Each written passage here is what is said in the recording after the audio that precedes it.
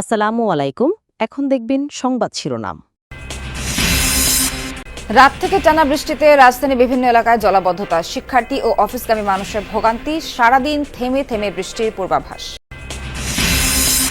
Metro রেলের নিচে অপরাধের স্বর্গ, রাত হলে মাদকসেবী আর ছিনতাইকারীদের আশ্রয়স্থল। প্রশ্নবিদ্ধ নগর কর্তৃপক্ষের ভূমিকা। জাতিসংঘের অধিবেশনে যোগ দিতে যুক্তরাষ্ট্রের পথে প্রধান উপদেষ্টার সাথে আছেন বিএনপি, জামাত ও এনসিপির 6 নেতা। বিশ্ব নেতাদের সামনে তুলে ধরবেন সরকারের এজেন্ডা।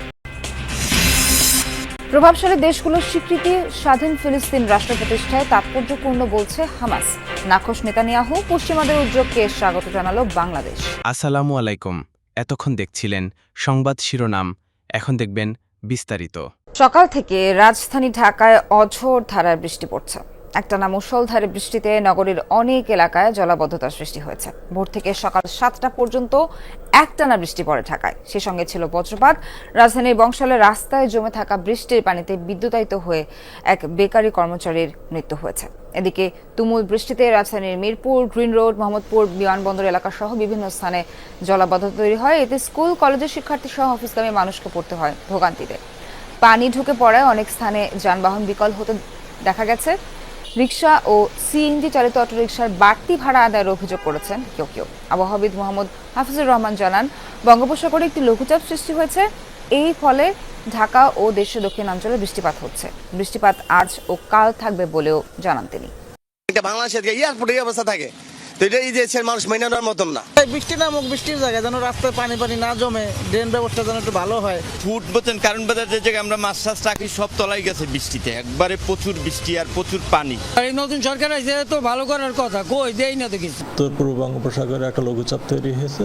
এই লঘুচাপের প্রভাবে দেশের দক্ষিণাঞ্চলে, ঢাকা সহ দক্ষিণাঞ্চলে বৃষ্টিতে মাঝারি ধরনের ভারীতে ভারী বৃষ্টি হয়েছে এবং বৃষ্টিপাতটা আজকে এবং আগামীকালকে দেশের দক্ষিণাঞ্চলে অব্যাহত থাকবে।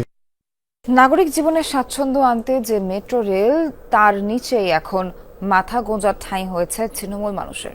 দিনের আলোয় যাকে বলে অসহায় মানুষের আশ্রয়স্থল, রাতের আধারে তাই রূপ নেয় অপরাধের আখড়ায়। মাদক সেবন থেকে শুরু করে চুরি, ছিনতাইয়ের মতো ঘটনা এখন নিত্য নৈমিত্তিক। একদিকে শহরের সৌন্দর্যহানি, অন্যদিকে অপরাধের সূতিকাগার হয়ে উঠছে এসব অস্থায়ী বস্তি। প্রশ্ন উঠছে নগর কর্তৃপক্ষের ভূমিকা ও টেকসই সমাধানের সদিচ্ছা নিয়ে। আরও জানাচ্ছেন রেদওয়ান আহমেদ।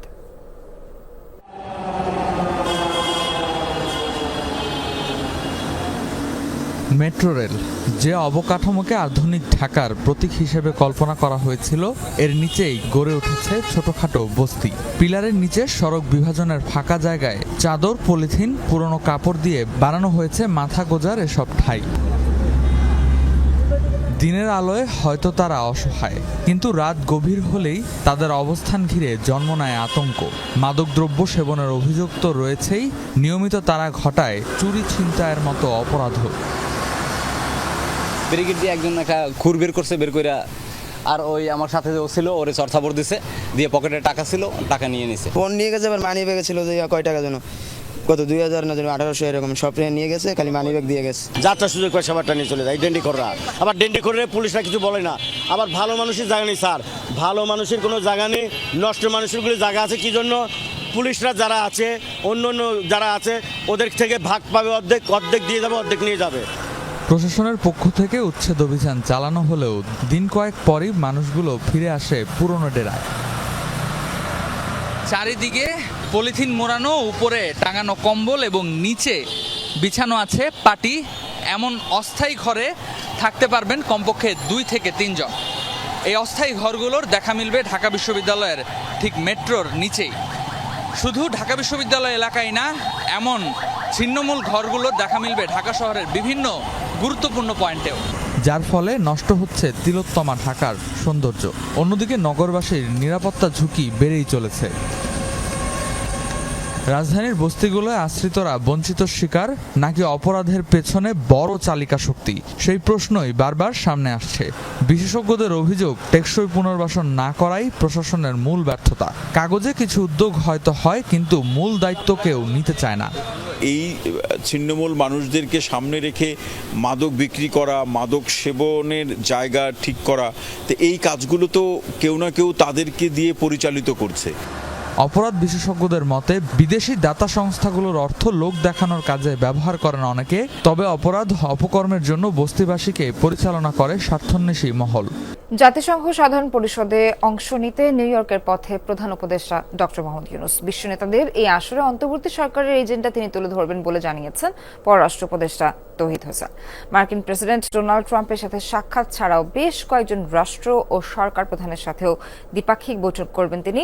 সোমবার প্রথম প্রহরে নিউ ইয়র্কের উদ্দেশ্যে ঢাকা ছেড়েছেন প্রধান উপদেষ্টা প্রফেসর মোহাম্মদ ইউনূস।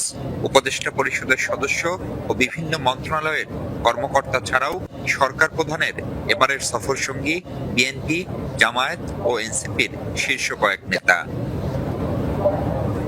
এবছর প্রতিষ্ঠার ৮০তম বার্ষিকী উদযাপন করছে জাতিসংঘ। এরই মধ্যে নিউ ইয়র্কে পৌঁছেছেন অনেক দেশের সরকার ও রাষ্ট্রপ্রধান। ১৪০ দেশের শীর্ষ নেতারা আসছেন এবারের সম্মেলনে।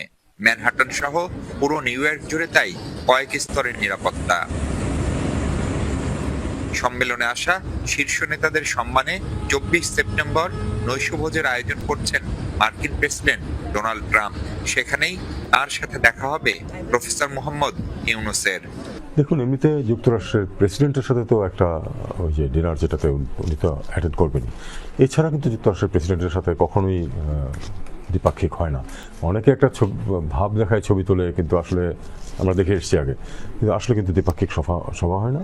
এই একটা রিসেপশন উনি দেন যেখানে সবাই হাজির থাকে, সেখানেই তার সাথে দেখা হবে, হয়তো একটু সৌজন্য বিনিময় হবে, সেটা হতে পারে, কিন্তু সত্যিকার অর্থে দ্বিপাক্ষিক সভা যেটাকে বলা হয় সেটা হবে না, সম্ভব না। উন্নত চিকিৎসার জন্য সিঙ্গাপুরের উদ্দেশ্যে ঢাকা ছেড়েছেন গণ অধিকার পরিষদের সভাপতি নুরুল হক নূর।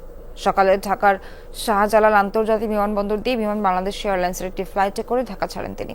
দলের মুখপাত্র ফারুক হাসান বলেন, নুরুল হক নূর দেশের বাইরে চিকিৎসা নিতে চাননি, দেশের চিকিৎসা ব্যবস্থায় আস্থা রেখে চিকিৎসা নিয়েছেন। তবে মেডিকেল বোর্ড জানিয়েছে তার উন্নত চিকিৎসার জন্য বিদেশে নেয়ার বিকল্প নেই। নূর সিঙ্গাপুরের মাউন্ট এলিজাবেথ হাসপাতালে চিকিৎসা নেবেন, এতে সময় লাগতে পারে ৪ থেকে ৬ সপ্তাহ। আরও জানান, নূরের ওপর হামলার দায় সরকার এড়াতে পারে না, তাই এই ঘটনা এখন পর্যন্ত কোনো ব্যবস্থা না নেওয়ায় ক্ষোভ প্রকাশ করেন তিনি। তার নাকের যে হাড় ইতিমধ্যে ফ্র্যাকচার হয়েছে, নাজাল বোন ফ্র্যাকচার যেটাকে বলে, এটা আসলে বাংলাদেশে এটার কোনো অপারেশন সেভাবে হয় না। এই জন্যই মূলত ডাক্তারদের পরামর্শক্রমে তাকে উন্নত চিকিৎসার জন্য আমরা দলীয় এবং পারিবারিকভাবে তাকে আমরা বিদেশে পাঠানোর উদ্যোগ নেই। আততায়ীর গুলিতে নিহত মার্কিন ইনফ্লুয়েন্সার চার্লি কার্কের স্মরণসভায় তার স্ত্রী এরিকাকে জড়িয়ে ধরলেন মার্কিন প্রেসিডেন্ট ডোনাল্ড ট্রাম্প।